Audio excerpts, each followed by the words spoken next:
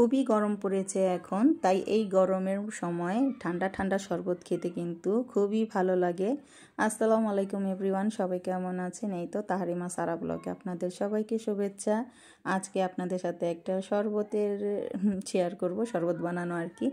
এই তো এখানে দই শরবত বানাচ্ছি, আপনারা তো সবাই পারেন। আমি আমার ভাবেই আর কি আমি দেখাচ্ছি বা শেয়ার করছি।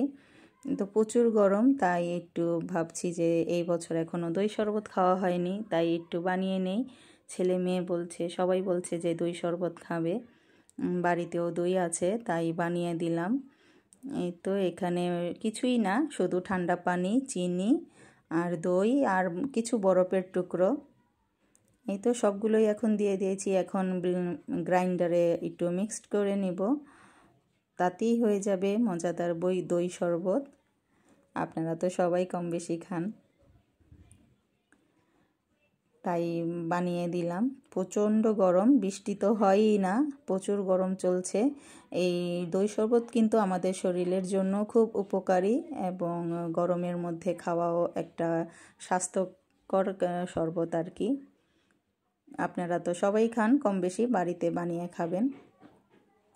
এই তো এখন বানিয়ে আমি ছেলেকে দিয়ে দিলাম, আর এই তো আমার সারামণিকে দিয়ে দিলাম, আমার টুনি, আমার মা সারা, ওকেও দিলাম। ওই এখনও খায়নি দই শরবত, এইবারই ফার্স্ট টাইম খাবে।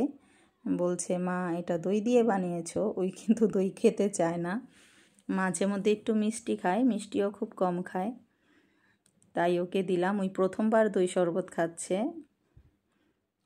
তাই ওর কোনো রিয়াকশন নাই।